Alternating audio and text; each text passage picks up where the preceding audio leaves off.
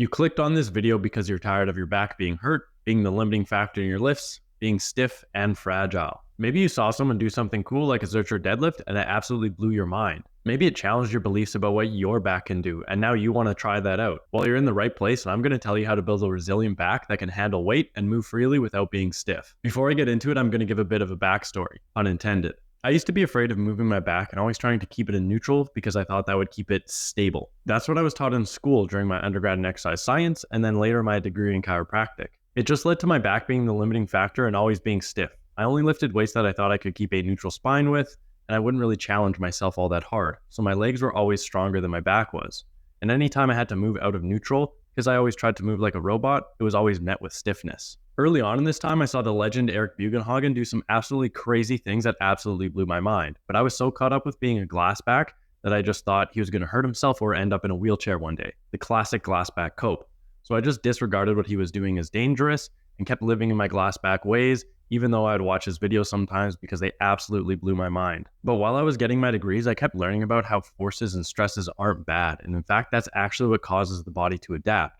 So I had to question everything that I had believed so far and ask myself the question, is bending and loading the back really bad? Why are we always trying to stay in neutral with the back when with every other joint we're trying to move them through a full range of motion and strengthen them through the full range of motion so that they're their strongest, healthiest, and most functional? When other joints can't move through their full range of motion, it's seen as a deficit or a dysfunction that we need to address and fix. But when it comes to the back, which has so many joints and so much range of motion in multiple directions, we don't want to move through it, but we want to keep it neutral.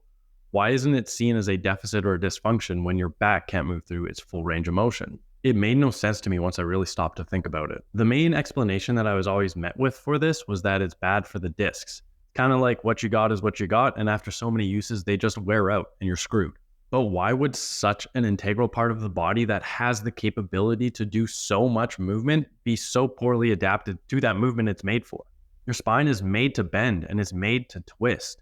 Any athletic movement involves your spine moving so much. Like when you're running, your spine has to bend and twist so that your legs and arms can move back and forth freely, so you don't have to sway side to side like an idiot. If you've ever seen anyone throw anything, then you see that the spine has to extend and twist and bend in order to create a whip-like transfer of force from the legs to the arms. Your spine is designed to move and transfer force, so why would moving it and loading it be bad for it? So as I was going through this crisis and questioning everything that I had been taught, I reread the studies with a critical mind and actually paid attention to what was going on in them. When I originally read them, I did understand that they were done on dead pig spines, but I also knew that sometimes that's the limitations of science and you have to use what's available and what fits ethics. But what I failed to do originally was critically apply those limitations to the conclusions and discussions. I also failed to think about how the methods affect the outcomes and the generalizability of the findings to a living human condition. These studies were designed in a way to find a failure point. They were designed to show that flexion is dangerous and harmful. They were never asking the questions, is flexion bad or is there a time when it's safe?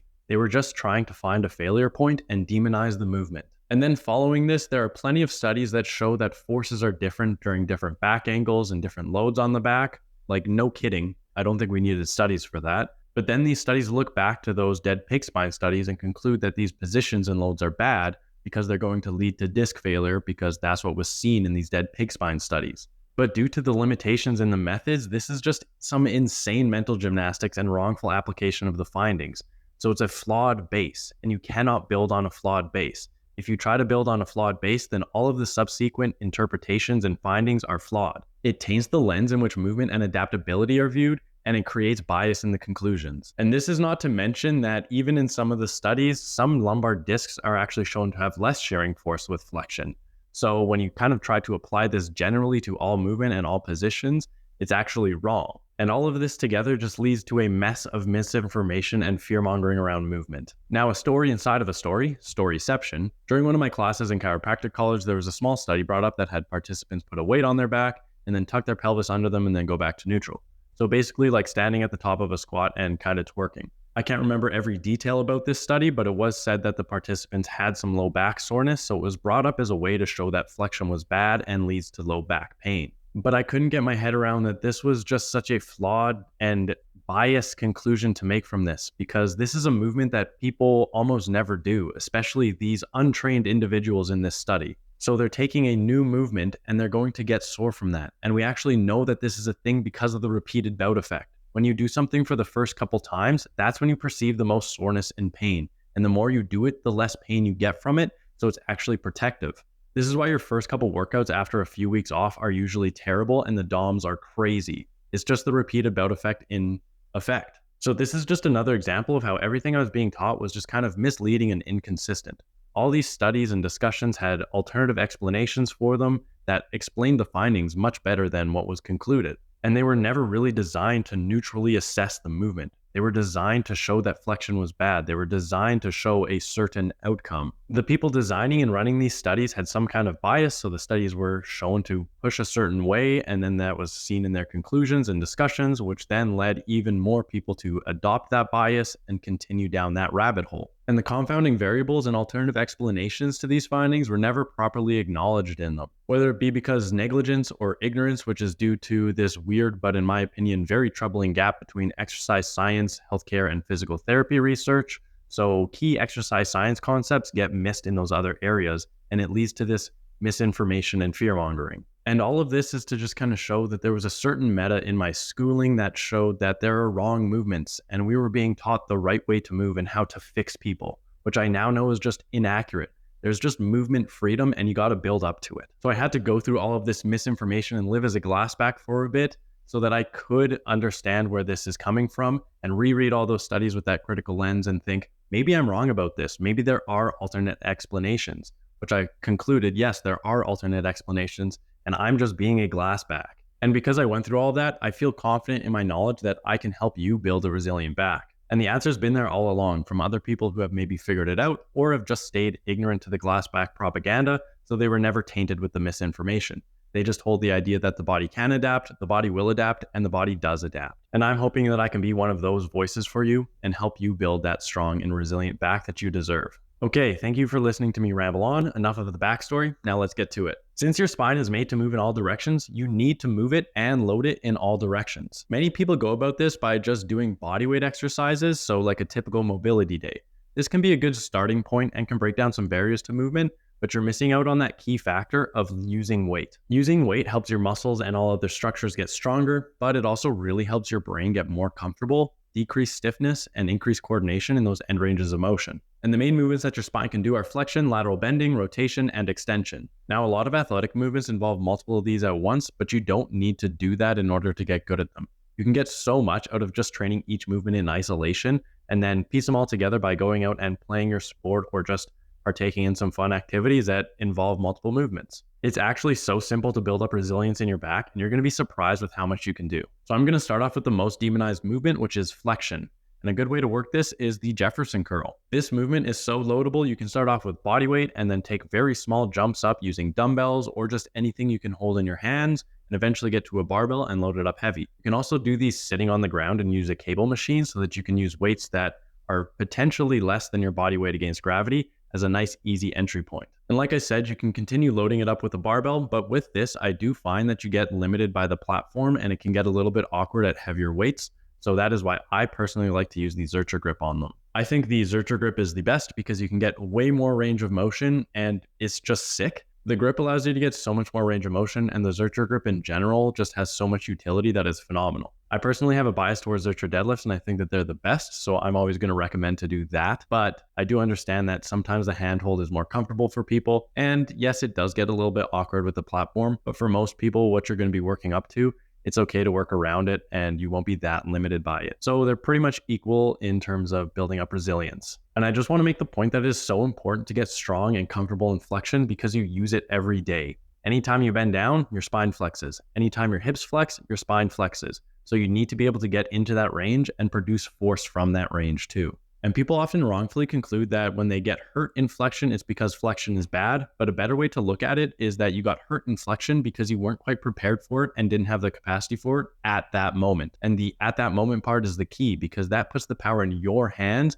to build up your capacity and increase it over time so that eventually you will be able to handle it. Switching up this mindset helps you to stop catastrophizing and break down the movement a little bit so that you can find your entry point and slowly build it up over time. It's so powerful, and this is what my message is all about. Now, it can be pretty easy to overshoot on this movement, especially if you have already been lifting for some time because some muscles may be stronger than others. So keep in mind that those end ranges of motion stress the structures and muscles a little bit differently, so you need to build up the capacity and let them adapt. It is tough to know when things are actually adapted, so I always recommend viewing it as a weighted mobility exercise for the first few weeks, and that can help you keep the ego in check and at the door so that you're not overshooting and just kind of focusing on getting comfortable with the movement rather than pushing weight. There's no rush to get these heavy and there's no rush to build them up. Just move at a pace that your body's comfortable. I have a program and a video going over how to get into Zercher deadlifts, so I'll link that down in the description if you want to check it out. Next up is lateral flexion, and the best exercise for this is something that a lot of people already do, and it's side bends. The problem is that most people don't go hard enough on this. They use a weight that is really light for them and they can do many reps with, and then they focus on going past neutral at the top rather than going into the stretch. I used to be one of those people, and it just resulted in me having weak obliques and just getting dizzy from the exercise, so I stopped doing it altogether until I picked it back up again because I decided that I wanted to be freakishly strong in all ranges of motion. So instead of grabbing a small dumbbell, a better way to do side bends is to load them up heavy, and the best way to do this is to use a barbell and a strap. When you're actually doing the movement, don't worry about going past neutral, but instead focus on getting into that deep range of motion in the stretch. That's where you're going to get the most out of it. Again, I have a video going over this, so I'll link it in the description if you want to check that out after. And I recommend having multiple sets with different focus on these or just different side bend days. So have a day where you go heavy and work it kind of like strength work, and have a day where you go lighter in the 8 to 15 rep range and focus a little bit more on that stretch. On that lighter day though, you still have to be getting close enough to failure. So I recommend 5 reps in reserve as the absolute lowest effort that you put out. So with this, you're going to want to be taking a couple sets to failure every once in a while to keep yourself accountable and make sure that you're working sufficiently hard. And not only will these turn your obliques into some absolute slabs of meat, but your QLs and some other muscles around your spine are going to get pretty strong. These will have you walking around like a unit in no time. Now, I do understand that doing them with a barbell can be a little bit of a barrier for some people since it is a little bit harder to do and hold. So some people may want to use a cable machine. If you hold the weight overhead, then you don't have to use as much weight and you can get into that deep stretch, and it may be more comfortable for some people. Although I never think that a hard exercise is a reason to not do it. I do understand that it can be a barrier for some people, and I want to break down those barriers so that more people are building resilient backs. And another alternative for this is something that you may have seen popularized by the Chinese weightlifting team, which is to do it with a barbell on your back like a squat. This, in my opinion, is a little bit better at getting your upper back moving some more, but it's not quite as effective or practical for working the muscles and taking close to failure. A fun little added bonus to this is that it can get you a little bit more comfortable with something like the Steinborn squat, but its utility is limited, so don't expect it to blow up your Steinborn squat. After that, I'm going to talk about twisting, and the best exercise for that is twists. I like to call them twists instead of Russian twists because when people think of Russian twists, they think about keeping their feet up in the air and then moving the weight around their body and keeping their torso rigid. I don't want that. I want you to move your body, really get into those deep ranges of motion. And another movement that people love to train when they think about twisting is doing a Pallof press. But again, this is anti-rotation, so they're just staying still and pushing the weight out in front. And that is because some people with a platform have said that the core is just designed to resist motion and you should be remaining in neutral, which is just wrong.